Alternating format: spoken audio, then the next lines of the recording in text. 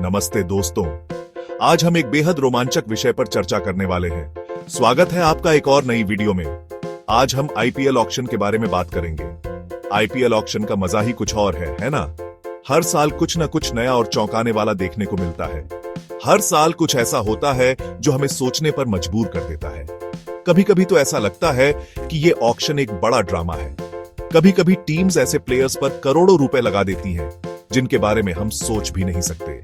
ये ऑक्शन का सबसे रोमांचक हिस्सा है। लास्ट ईयर ही तो पंजाब ने लिविंगस्टोन पर 115 करोड़ खर्च कर दिए थे और वो 7 मैचेस में सिर्फ 111 रन ही बना पाए। ये एक बड़ा गैम्बल था। तो आज इस वीडियो में हम बात करेंगे उन प्लेयर्स की जो इस साल के आईपीएल ऑक्शन के सबसे खराब बाइस साबित हो सकते हैं। कौन से प्लेयर्स हैं जिन पर टीम्स ने ज्यादा पैसे खर्च कर दिए? कौन से प्लेयर हैं जिन पर ज्यादा पैसे खर्च हो गए? और क्या ये प्लेयर्स अपनी कीमत को सही ठहरा पाएंगे? किस टीम ने गलती कर दी और क्या ये गलती उन्हें महंगी पड़ेगी? ये सब जानने के लिए वीडियो के एंड तक बने रहिएगा। हम आपको पूरी जानकारी देंगे और कुछ दिलचस्प इंसाइट्स भी साझा करेंगे। दोस्तों, पहला नाम जो इस लिस्ट में आता है वो है ग्लेन मैक्सवेल का। अब मैक्सवेल कोई छोटा मोटा नाम नहीं है, टी20 क्रिकेट का बड़ा नाम है। जब फॉर्म में होते हैं तो गेंदबाजों की हालत खराब कर देते हैं, लेकिन पिछले कुछ टाइम से उनका परफॉर्मेंस कुछ का खास नहीं रहा है। फिर भी पंजाब किंग्स ने उन्हें 4 करोड़ से भी ज्यादा में खरीदा है। देखिए, पंजाब को एक धाकड़ ऑलराउंडर की जरूरत थी, ये बात तो सही है, लेकिन क्या मैक्सवेल इस समय उस रोल को सही तरीके से निभा पाएंगे? ये एक बड़ा सवाल है। उनकी फॉर्म चिंता का विषय है और ऊपर से इतनी बड़ी कीमत। पंजाब के फैंस तो यही उम्मीद करेंगे कि मैक्सवेल पुराना फॉर्म दिखाएं और टीम को जिताएं। अगला नाम इस लिस्ट में है दीपक हुडा का। दीपक हुडा एक ऐसा नाम जो पिछले कुछ सालों में काफी चर्चा में रहा है। चेन्नई सुपर किंग्स ने उन्हें 8 करोड़ 70 लाख में खरीदा है। ये एक बडीढ़ी रकम है और इससे उम्मीदें भी बडीढ़ी हो जाती हैं। हुडा एक ऐसे प्लेयर हैं जिनके पास टैलेंट तो बहुत है, लेकिन वो उसे मैदान पर दिखा नहीं पाते। उनके पास शॉट्स की वैरायटी है और वो एक अच्छे फील्डर भी हैं। पिछले सीजन में उनका परफॉर्मेंस काफी निराशाजनक रहा था।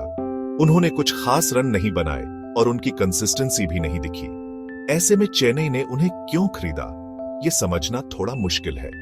शायद चेन्नई की मैनेजमेंट को लगता है कि वो हुडा के पोटेंशियल को अनलॉक कर सकते हैं। हाँ, चेन्नई को एक मिडिल ऑर्डर बैट्समैन की जरूरत थी और हुडा के पास वो कैपेबिलिटी है कि वो इस रोल को निभा सके। लेकिन क्या हुडा वो कमी पूरी कर पाएंगे? ये एक बड़ी डीढ़ा सवाल है। मुझे तो थोड़ा डाउट है।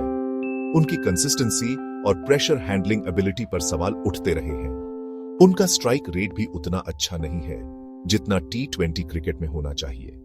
टी20 में तेज रन बनाना बहुत जरूरी है। देखना यह होगा कि धोनी हुडा का इस्तेमाल कैसे करते हैं। धोनी की लीडरशिप में कई प्लेयर्स ने अपना बेस्ट दिया है। अगर वो हुडा से उनका बेस्ट निकाल पाए तो ये एक अच्छी खरीदारी साबित हो सकती है। हुडा के पास टैलेंट है, बस उसे सही डायरेक्शन में चैनलाइज करने की जरूरत है। लेकिन अगर हुडा का परफॉर्मेंस पिछले सीजन की तरह रहा तो चेन्नई को पछताना पड़ सकता है। उम्मीद है कि इस बार वो अपने क्रिटिक्स को गलत साबित करेंगे। तीसरे नंबर पर आते हैं शर्फेन रदरफोर्ड। इस वेस्ट इंडीज ऑलराउंडर पर 2 करोड़ 70 लाख रुपए खर्च किए हैं। रदरफोर्ड एक ऐसे प्लेयर हैं जो कभी भी मैच जिता सकते हैं, लेकिन उनका परफॉर्मेंस काफी इनकंसिस्टेंट रहता है। कभी वो सेंचुरी जड़ देते हैं तो कभी पहली ही बॉल पर आउट हो जाते हैं। रदरफोर्ड का आईपीएल रिकॉर्ड भी कुछ खास नहीं है। ऐसे में यह देखना इंटरेस्टिंग होगा कि वो इस बार कैसा परफॉर्म करते हैं। क्या वो इस मौके का फायदा उठा पाएंगे और खुद को प्रूव करेंगे, या फिर वो एक और महंगी गलती साबित होंगे? चौथे नंबर पर आते हैं साउथ अफ्रीका के पूर्व captain FAF du Plessis. FAF ने अपनी लीडरशिप और बैटिंग स्किल्स से साउथ अफ्रीकन क्रिकेट को नई ऊंचाइयों पर पहुंचाया है। उनकी कंसिस्टेंसी और डेडिकेशन ने उन्हें एक महान खिलाड़ी बनाया है। आईपीएल 2025 के ऑक्शन में FAF को उनके बेस प्राइस 2 करोड़ पर ही खरीदा गया है।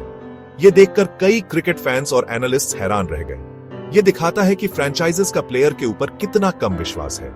शायद उनकी एज और रीसेंट परफॉर्मेंस को देखते हुए फ्रेंचाइजेस ने ज्यादा रिस्क नहीं लिया।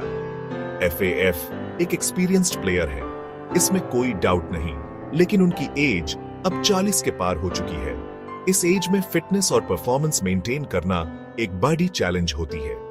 ऐसे में सवाल ये उठता है कि क्या वो अब भी उस स्पीड से रन्स बना पाएंगे जिसके लिए वो जाने जाते हैं? क्या उनकी रिफ्लेक्सेस और टाइमिंग अब भी उतनी ही शार्प है? क्या वो अब भी फील्डिंग में उतने ही चुस्त दिखेंगे? FAF की फील्डिंग हमेशा से उनकी स्ट्रेंथ रही है, लेकिन एज के साथ ये भी एक कंसर्न बन जाता है। ये कुछ ऐसे क्वेश्चंस हैं जिनके आंसर्स हमें आने वाले टाइम में मिलेंगे। क्रिकेट फैंस ईगरली इंतजार कर रहे हैं ये देखने के लिए कि FAF इस सीजन में कैसा परफॉर्म करेंगे। FAF का एक्सपीरियंस तो उनके काम आएगा, लेकिन क्या वो खुद को फिट रख पाएंगे और पूरे टूर्नामेंट में खेल पाएंगे?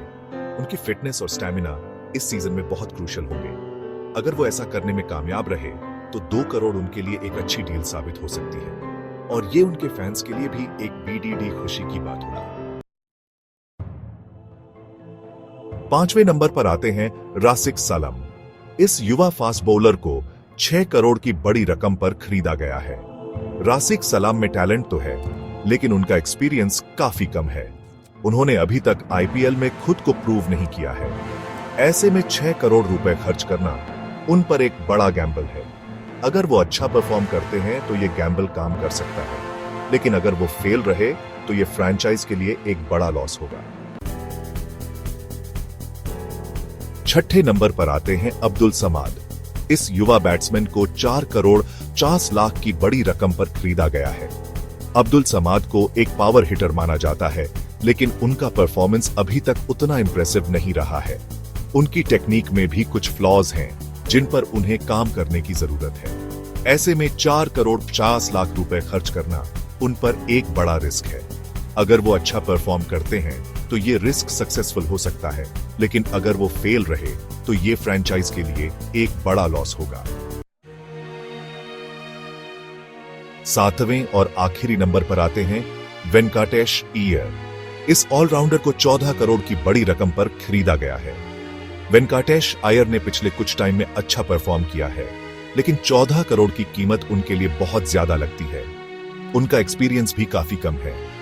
ऐसे में इतनी बड़ी रकम खर्च करना उन पर एक बड़ा गैम्बल है। अगर वो अच्छा परफॉर्म करते हैं तो ये गैम्बल सक्सेसफुल हो सकता है, लेकिन अगर वो फेल रहे तो ये फ्रैंचाइज के लिए एक बड़ा लॉस होगा। तो ये थे वो 7 प्लेयर्स जो इस साल के IPL ऑक्शन के सबसे खराब बाइस साबित हो सकते हैं। अब देखना ये है कि ये प्लेयर्स अपने इनिशियल इंप्रेशन को गलत प्रूव करते हुए वैल्यू बाय बन पाएंगे या लास्ट ईयर के अल्जारी जोसेफ की तरह फ्लॉप हो जाएंगे। 2025 का IPL जल्द ही शुरू होने वाला है। सभी टीम्स ने अपनी अपनी स्ट्रैटेजी बना ली है। अब देखना यह है कि कौन सी टीम बाजी मारती है।